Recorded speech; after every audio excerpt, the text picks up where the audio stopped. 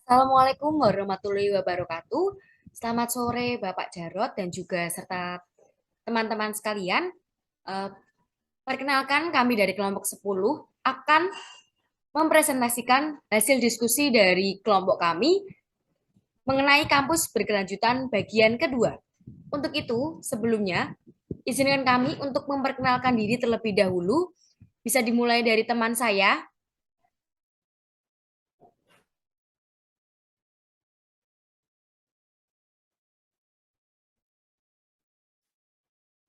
Silahkan bisa memperkenalkan diri dulu, teman saya.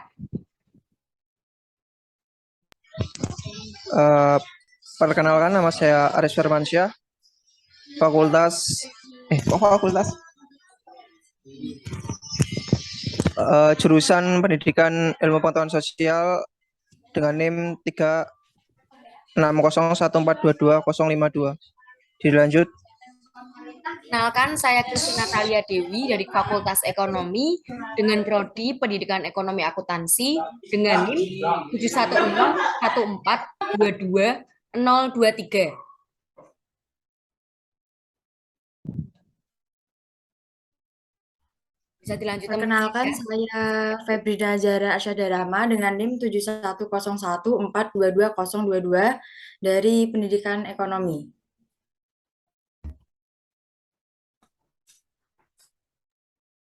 Baik, perkenalkan nama saya Diah Ayu Margiati dari Fakultas Ekonomi dari Prodi Pendidikan Ekonomi Akuntansi dengan NIM 71014222021.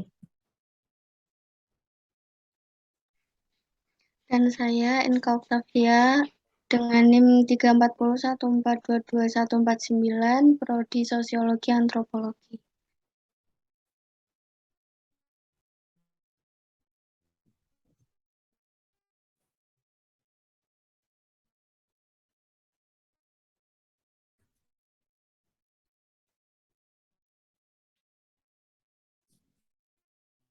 Pada hari ini, saya dan juga kelompok saya akan mempresentasikan mengenai kampus keberlanjutan bagian kedua.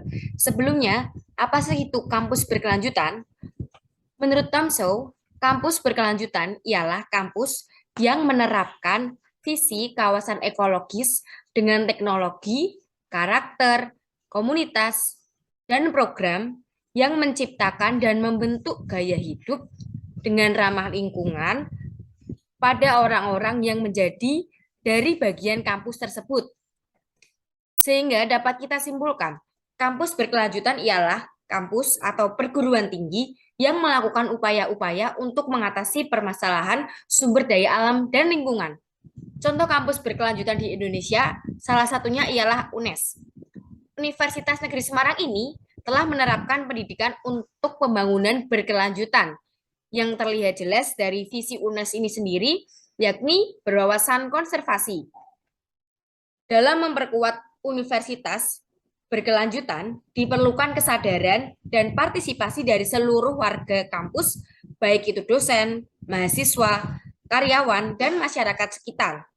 Untuk itu, perlu terus diadakan aksi atau kampanye pembangunan untuk berkelanjutan atau konservasi. Kemudian, aspek-aspek kampus berkelanjutan kedua ini diuraikan dalam 3 materi, yakni kategori yang digunakan oleh UI Green Metric tahun 2019, meliputi pengelolaan air, green transportation, dan pendidikan serta penelitian. Setiap aspek kampus berkelanjutan terdiri atas beberapa indikator yang juga selalu diperbaharui dan dilengkapi setiap tahun sesuai wacana baru terkait kampus berkelanjutan yang dikembangkan dan dimasukkan dari PT peserta maupun non-peserta pemeringkatan UI Green Metric. Aspek pengelolaan air ini melalui 4 indikator. Yang pertama, implementasi program konservasi air di kampus. Kemudian ada implementasi program pemanfaatan air daur ulang di kampus, serta penggunaan peralatan hemat air. Misalnya, keran sensor otomatis, kemudian auto flush toilet, dan masih banyak lainnya. Kemudian aspek yang kedua yakni green transportation. Hal ini diukur melalui indikator-indikator. Misalnya, rasio jumlah kendaraan dibagi dengan total populasi kampus, kemudian layanan shuttle kampus yang bisa dilihat gambar ini, kemudian kebijakan mengenai kendaraan bebas emisi di kampus, serta jumlah inisiatif transportasi untuk mengurangi kendaraan pribadi di kampus, serta kebijakan jalur pejalan kaki di area kampus. Kemudian untuk aspek yang ketiga yaitu pendidikan dan penelitian.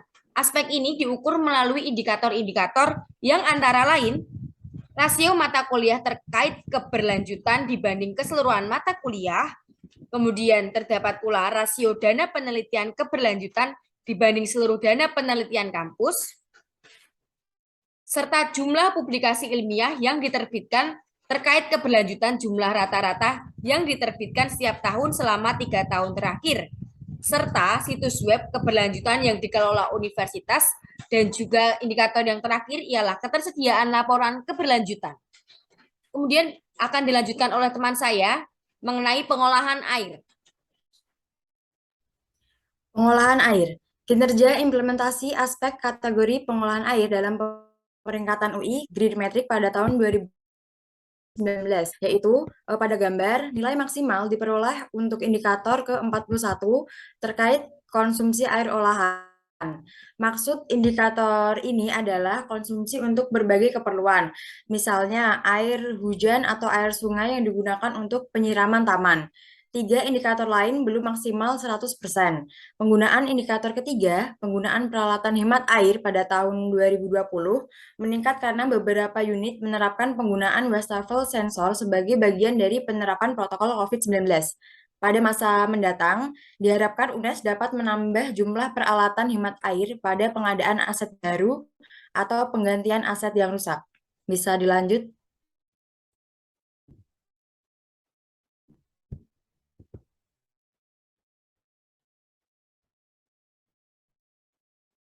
Slide selanjutnya. Implementasi dan internalisasi pengelolaan air ada 3, yakni embung, sumur serapan, dan biopori. Embung. Universitas Negeri Semarang memiliki sebuah kolam penampungan air hujan yang terletak di kawasan FBS. Kolam ini diberi nama Embung FBS UNES. Embung ini berada di sebelah timur FBS dan berada tepat di samping Masjid Ulul Albab. Embung FBS ini dibangun sejak tahun 2010 dengan luas sekitar 900 meter dan kedalaman lebih dari 3 meter. Area di sekitar lokasi embung ini merupakan titik terendah di kampus barat UNES, sehingga saluran udara bisa langsung ke embung. Hal ini bertujuan agar udara dapat diserap oleh tanah di wilayah kampus sebelum nantinya mengalir ke sungai. Yang kedua ada biopori. Biopori merupakan salah satu kegiatan dari Green Campus yang merupakan program yang mendukung sebagai universitas konservasi, bertujuan untuk memperbaiki daur ulang hidrologi di lingkungan kampus, dan pengembangannya bertujuan untuk menjamin ketersediaan sumber udara di wilayah kampus UNES. Resapan biopori di UNES dibuat tersebar di tempat-tempat tertentu dan jumlah yang tidak merata. Pembuatannya sudah sesuai dengan ketentuan tempat meskipun hanya berdasarkan dan kurang sesuai dengan cara pembuatannya. Serta yang ketiga ada sumur resapan, yaitu rekayasa teknik konservasi di mana bangunan ini bekerja untuk menampung air hujan yang jatuh dari daerah kedap air dan disalurkan ke sumur tersebut. Kegunaan sumur resapan ini adalah sebagai pengendali bila terjadi banjir, menjaga dan memperbaiki konservasi tanah, dan sebagai pengendali laju erosi. Bisa dilanjutkan?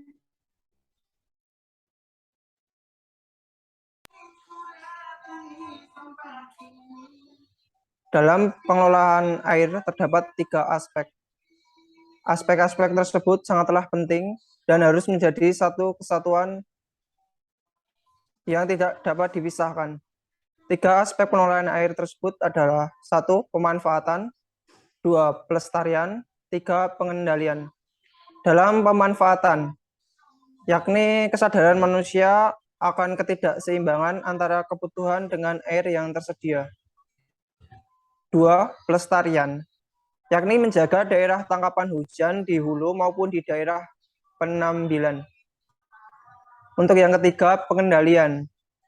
Pengendalian terhadap daya rusak yang berupa pencemaran air tanah.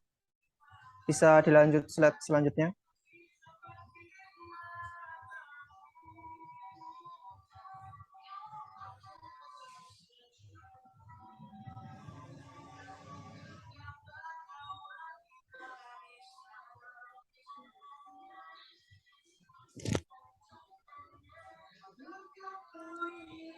Sesuai dengan pasal 12 ayat 2 UU nomor 7 tahun 2004 tentang sumber daya air yang dikatakan bahwa di dalam pengelolaan air harus didasarkan dengan konsep cekungan air tanah atau biasa disingkat dengan CAT, yaitu suatu wilayah yang dibatasi oleh batas hidrogeologis. Dalam prinsip pengelolaan air tanah terdapat 4 jenis, yaitu konservasi, 2 pendayagunaan sumber daya tanah, 3 pengendalian daya rusak air, 4 sistem informasi sumber daya air tanah. Dalam konservasi, menggunakan air secukupnya. 2 pendayagunaan sumber daya tanah, berupa pemanfaatan air tanah secara optimal dan berkelanjutan. Ketiga, pengendalian daya rusak air, dilakukan secara menyeluruh yang mencakup upaya pencegahan. Yang keempat, sistem informasi sumber daya air tanah, yakni penggunaan teknologi dengan sumber daya yang diperoleh dari lingkungan masyarakat yang dilayani tanpa ketergantungan.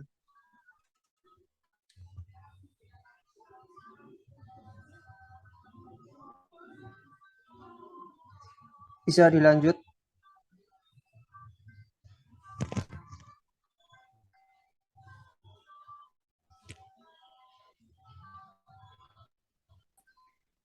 Kinerja implementasi Green Transportation dalam pemeringkatan UI Green Metric 2019 yang pertama adalah water conservation.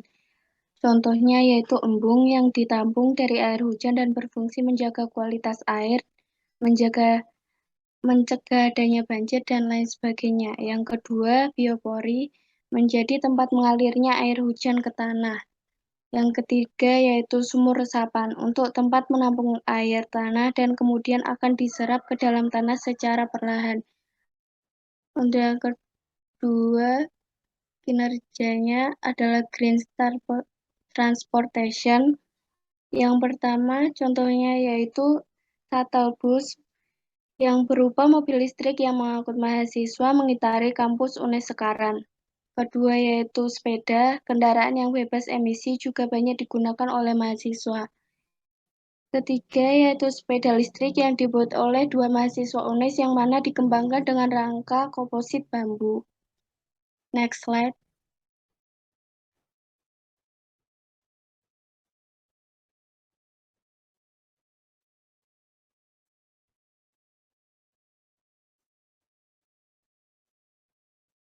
Implementasi dan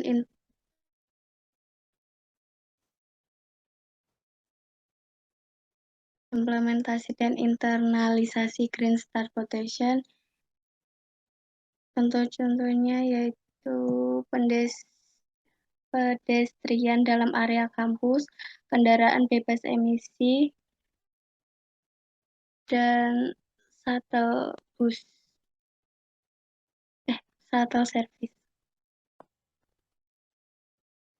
Pedestrian di kampus UNES yaitu suatu penyediaan fasilitas transit bagi pejalan kaki dan pengguna sepeda. Yang kedua, membangun pengelola hijau di sepanjang jalur pedestrian. Yang terakhir, menyediakan vegetasi sepanjang pedestrian.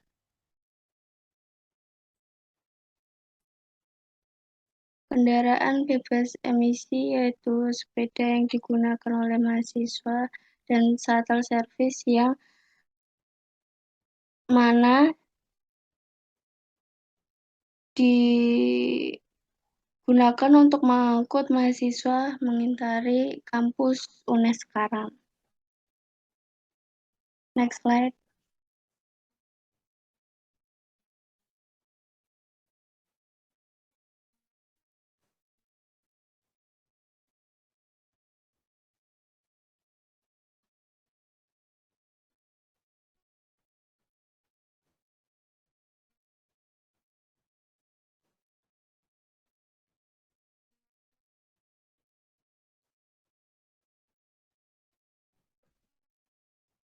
Slide selanjutnya.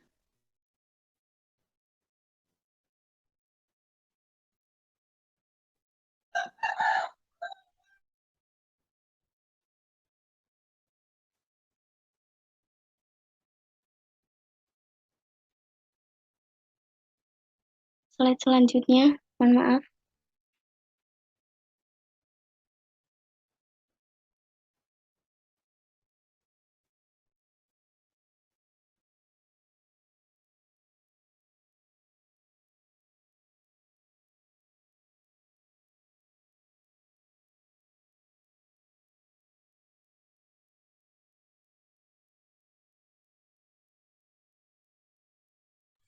Natalia, slide selanjutnya.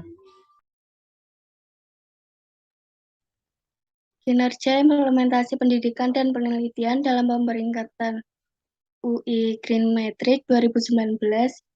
Kinerja kategori pendidikan dan penelitian yang terdiri atas 7 indikator.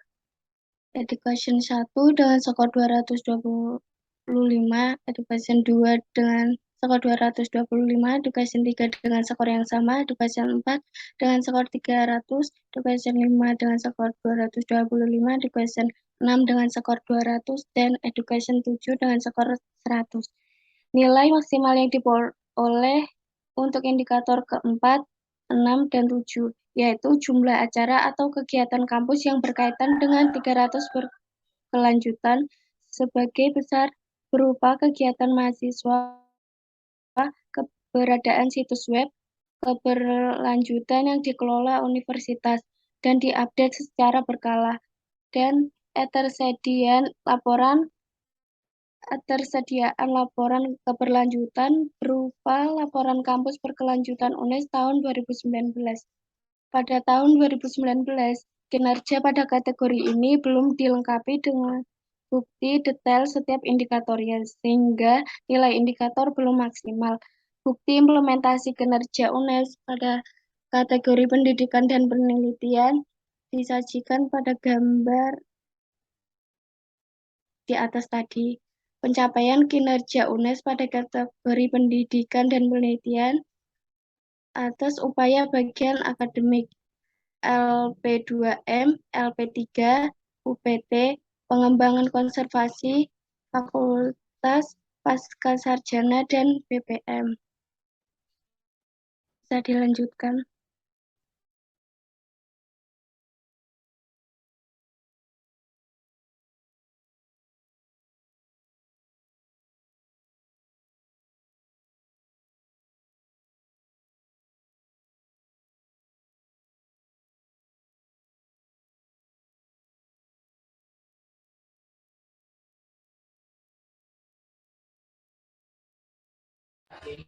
Dia, ayo mic-nya di-on-kan dulu.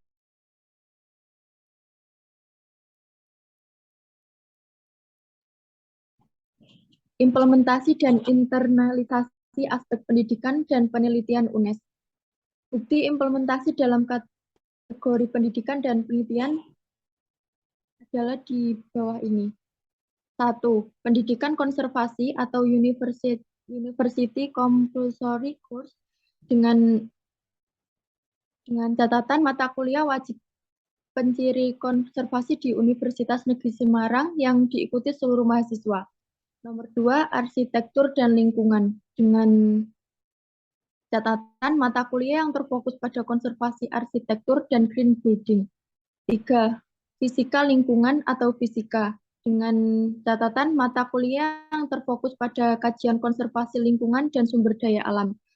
Yang keempat, biokonservasi dengan catatan mata kuliah yang terfokus pada kajian konservasi lingkungan dan sumber daya alam.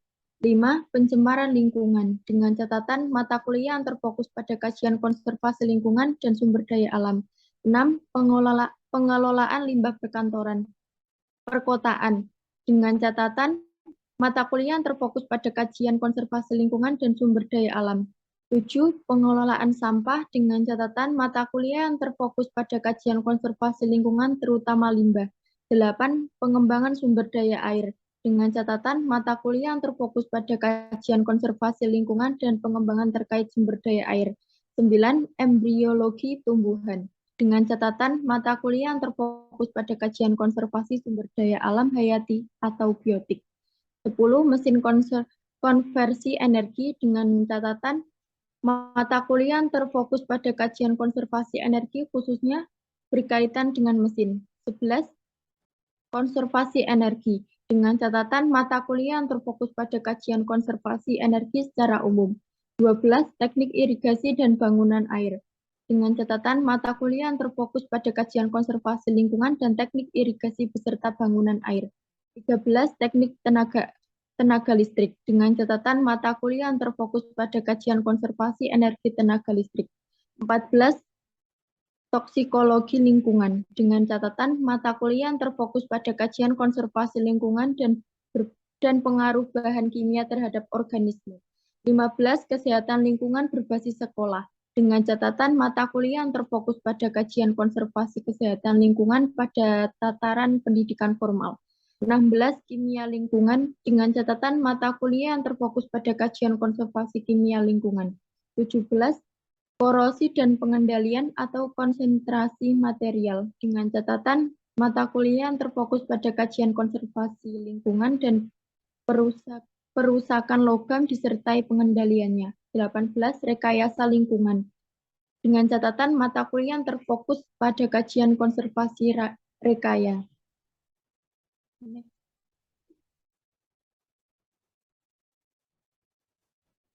Bukti implementasi dalam kategori pendidikan dan penelitian. Peningkatan jumlah mata kuliah terkait upaya kampus berkelanjutan dapat dilihat di gambar tersebut. Pada tahun 2017, total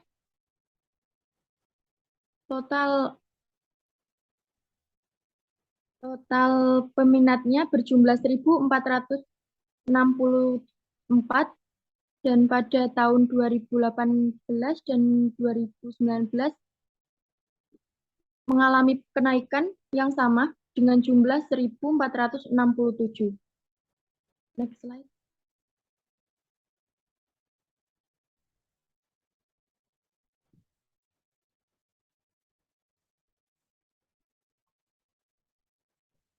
Bukti implementasi dalam kategori pendidikan. Yang pertama, desain model multiliterasi pada perempuan berbasis nilai-nilai konservasi di wilayah desa wisata berjumlah 25 juta. 2. Bisnis pendidikan menuju bisnis pendidikan nonformal berbasis konservasi berjumlah 25 juta. 3. Model teks berwawasan pilar konservasi sebagai pengayaan literasi lingkungan di sekolah dasar berjumlah 25 juta. Yang keempat, studi perilaku frugivore species SPP untuk mendukung konservasi in situ fauna asli di kawasan Pegunungan Ungaran berjumlah 25 juta. Yang kelima, kemampuan bernalar statistika melalui perkuliahan konstruktivis berbasis nilai-nilai karakter konservasi berbantuan blended learning berjumlah 25 juta. 6. Optimalisasi turbin angin sumbu horizontal skala mikro sebagai alternatif energi terbarukan di daerah terpencil berjumlah 30 juta. 7. Optimalisasi pemanfaatan limbah evaporation sludge dari PT 3M sebagai bahan dasar crucible pengecoran logam berjumlah 27.500. 8. Ekstraksi antosianin dadap merah atau Erythrina crystal jelly L menggunakan microwave assisted extraction dalam rangka konservasi hasil bunga berjumlah 27.500. 9. Pengembangan hybrid electric pneumatic system atau HEP sebagai mesin kendaraan 25 juta. 10. Kemajuan pembangunan pendidikan jasmani dan olahraga dalam upaya penguatan karakter masyarakat berwawasan konservasi di Jawa Tengah berjumlah 25 juta. 11. Kajian akuntansi pertanggungjawaban lingkungan dengan mengimplementasikan good corporate governance pada perusahaan go public di Indonesia berjumlah 30 juta, 12 difusi mitigasi bencana melalui inovasi buku ajar pendidikan konservasi dan buku 3 pilar konservasi berjumlah 25 juta, 13 produksi mesin pulper hemat energi kapasitas 550 liter per jam, pengolah sampah kertas berjumlah 27.500.000, 14 perancangan aplikator gelombang mikro untuk pengolahan limbah mimosa berjumlah 25 juta.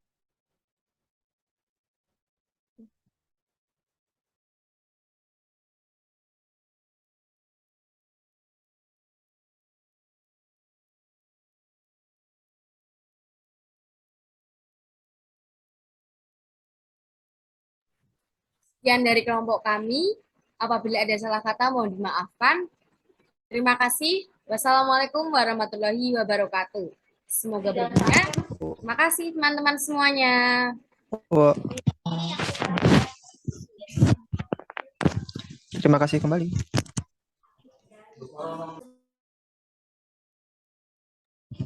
Wes iki wes.